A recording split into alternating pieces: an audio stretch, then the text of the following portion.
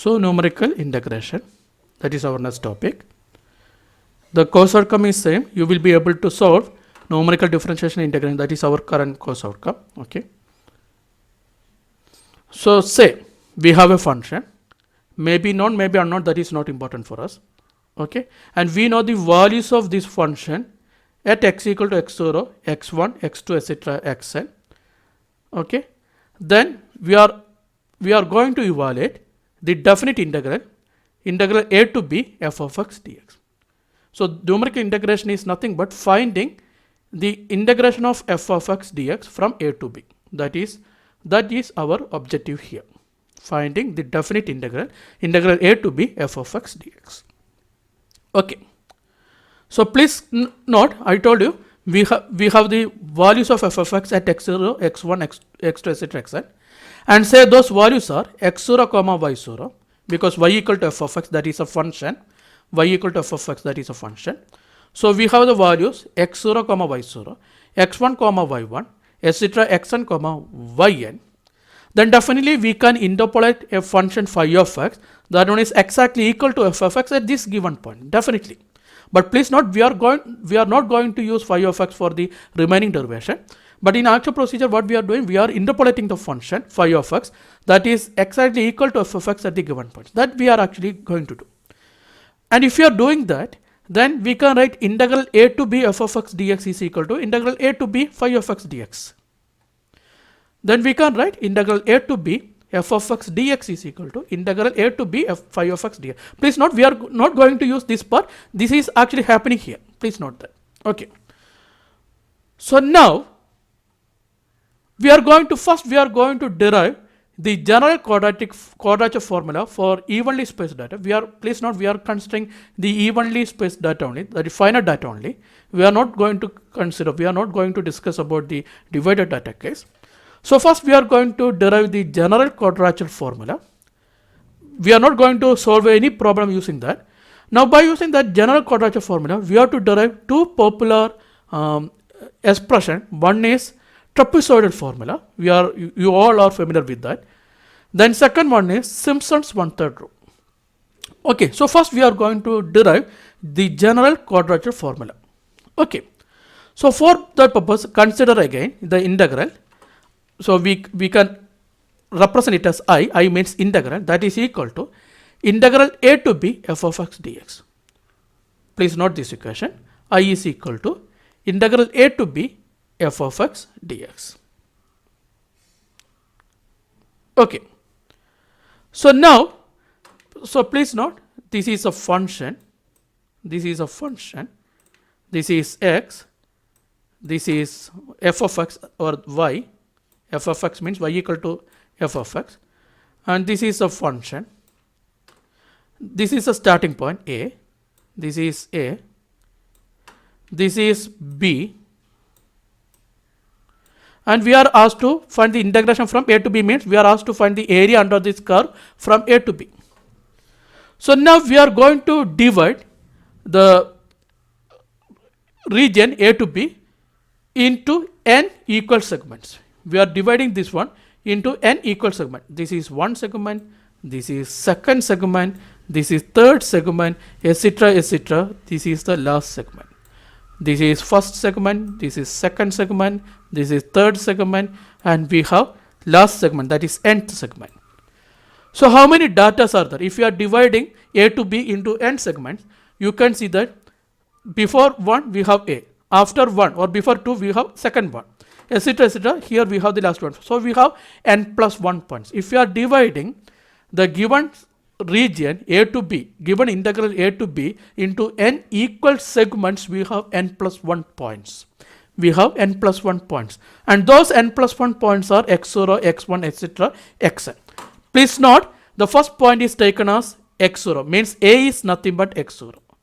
A is nothing but x0. Please note that. A is nothing but x0. So what is this data? This is x1.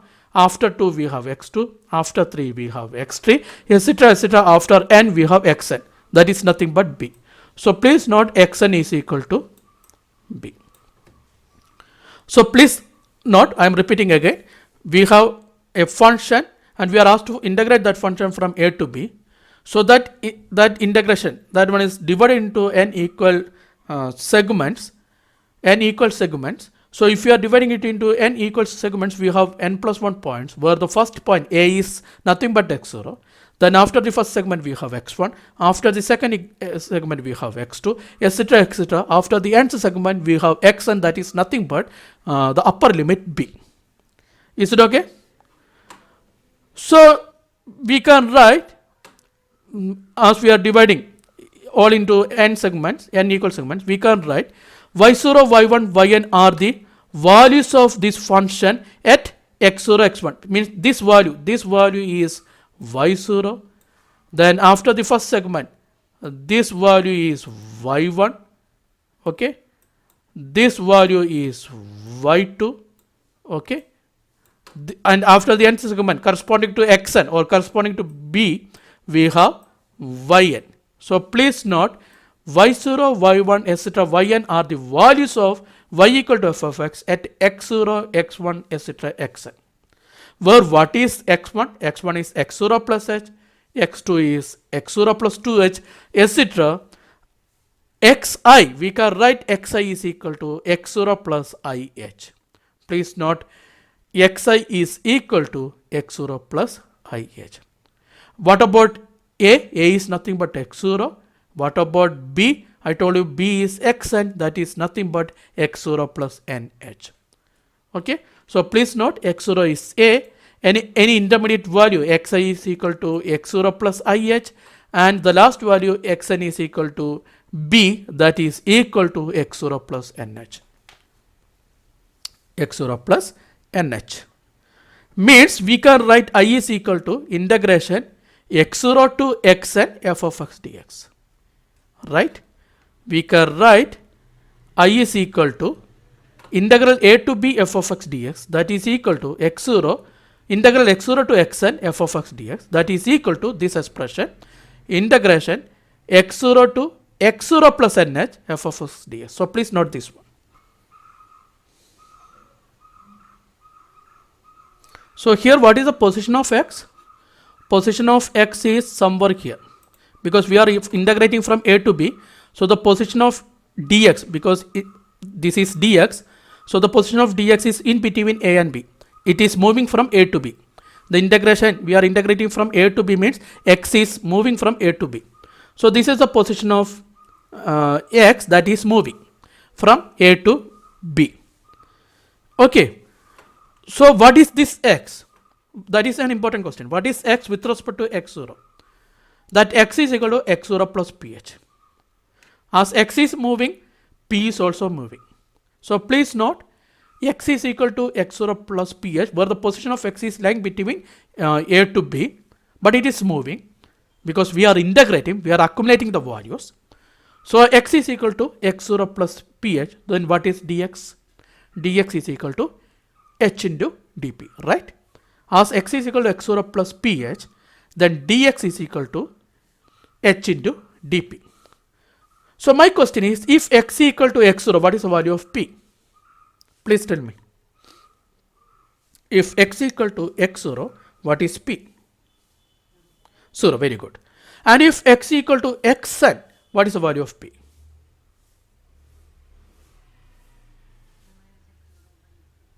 That is n. So please note, if x equal to a, that is x0, then p equal to 0, and if x equal to xn, that is x0 plus nh, or b, p is equal to n. Okay. So please note, at x equal to x0, p equal to 0, and at equal to xn, that is x0 plus nh, p equal to n. So we can write the integration I is equal to integral a to b f of x dx equal to integral x0 to x0 plus nh f of x dx. We already written that. That is equal to h into, this h is actually, what is this h? Actually dx is h into dp. Dx is h into dp, and that h is taken to outside. Please note that. So h into integration 0 to n f of, now x is what? X is equal to x0 plus ph. Am I correct? X is equal to x0 plus ph. So that is replaced as f of x0 plus ph into dp. That actually this dx is h into dp. H is taken to outside. So please note I is equal to integration 0 to n f of x0 plus ph h into dp. So where that h is taken to outside. So please note that I is equal to h into integral 0 to n f of x0 plus ph into dp. Please write that I is equal to h into integral 0 to n f of x0 plus ph into dp. So this is I. Now please note what is f of x0 plus ph. That is a point, that one is p term shifted from f of x0. Am I correct? F of x0 plus ph is the pth next value of f of x0. So now we can use the shift operator. We can replace f of x0 plus ph as e raised to p into f of x0. Why? Because this one is a pth next value of f of x0. So now note down this equation. This I is equal to h into integral 0 to n e raised to p f of x0 dp, where e raised to p f of x0 is nothing but f of x0 plus ph. So please note down this next one equal to h into integral 0 to n e raised to p f of x0 dp.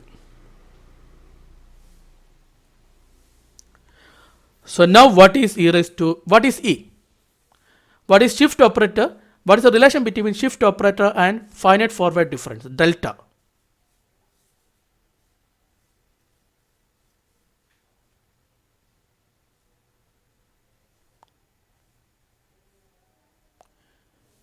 My question is, what is the relation between shift operator E and delta? E is equal to 1 plus delta. E is equal to 1 plus delta. Am I correct?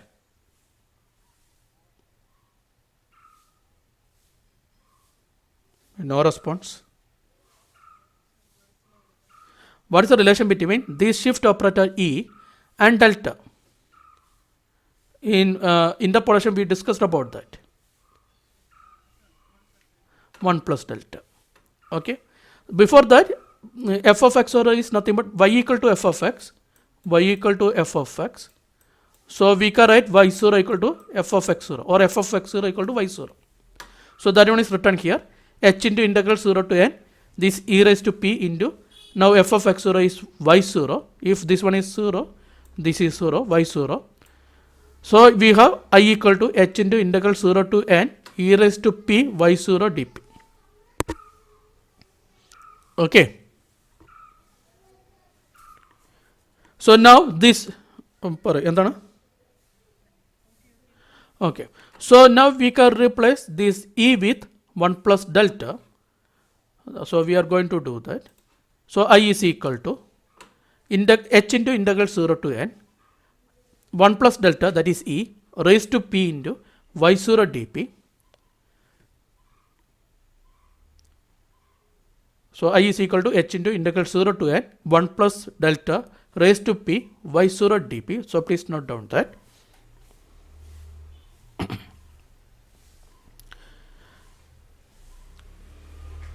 So we already expanded this 1 plus delta raised to p. During the discussion about interpolation, we expanded that 1 plus delta all raised to p is nothing but 1 plus p delta plus p into p minus 1 divided by 2 factorial into delta square plus p into p minus 1 into p minus 2 divided by 3 factorial into delta cube plus etc. So that is the expansion of 1 plus delta all raised to p. So by using that we can expand this integration.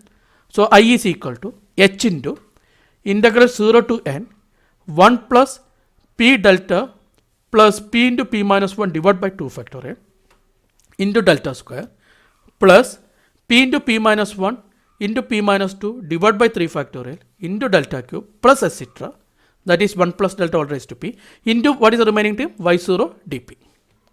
So please note down that I is equal to h into integral 0 to n 1 plus p delta plus p into p minus 1 divided by 2 factorial into delta square plus p into p minus 1 into p minus 2 divided by 3 factorial into delta cube plus etc.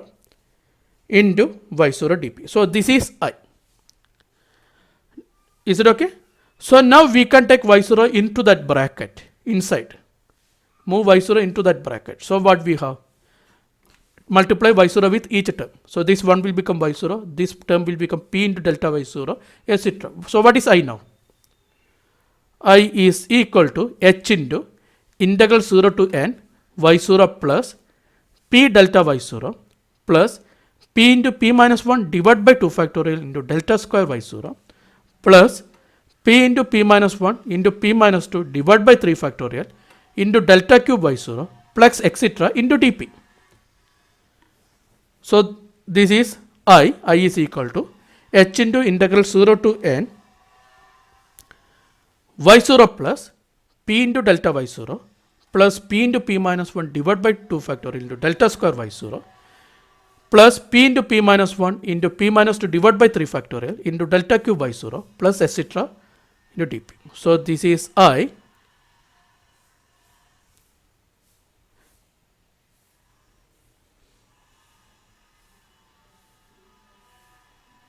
Now we are going to integrate this function with respect to dp. With respect to dp, we are going to integrate that function. So what is the integration of y0 with respect to dp?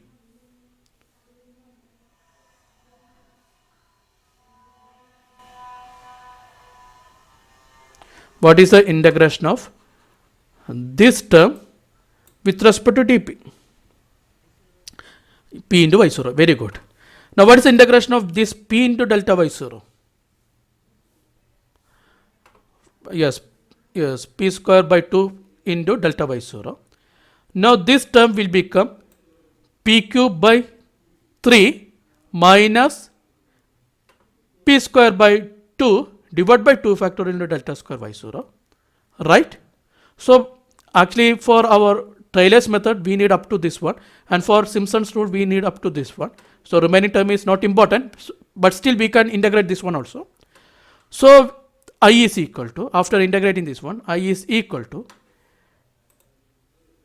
h into the integration of y0 is p into y0 plus integration of p delta y0 is p square by 2 into delta y0 plus next one is p cube by 3 minus p square by 2 divided by 2, that is 2 factorial, that is divided by 2 into delta square y0 plus next one is p cube, so its integration is p raised to 4 by 4 minus next one is 3p square, so its integration is 3p cube by 3, that is minus p cube, plus next one is 2p, so its integration is 2 into p square by 2, so that is simply plus p square divided by 3 factorial into delta cube y0 plus etc. So please note this is I is equal to h into p y0 plus p square by 2 into delta y0 plus p cube by 3 minus p square by 2 divided by 2 into delta square y0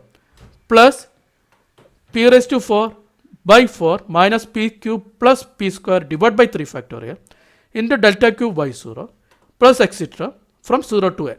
The lower limit is 0 and the upper limit is capital N. Is it okay? So if you are substituting this lower limit, the entire term will become 0, right? If you are substituting the lower limit. So this expression, simply replacing p with n, we have the final integration. Why? Substitute upper limit minus lower limit. But if you are substituting lower limit, this entire term is 0. So what we have? What is our final integration? So please note down the final integration. I is equal to, this is final integration, I is equal to h into n y0 plus n square by 2 into delta y0 plus n cube by 3 minus n square by 2 divided by 2 into delta square y0 plus n raised to 4 by 4 minus n cube plus n square divided by 3 factorial into delta cube y0 plus etc.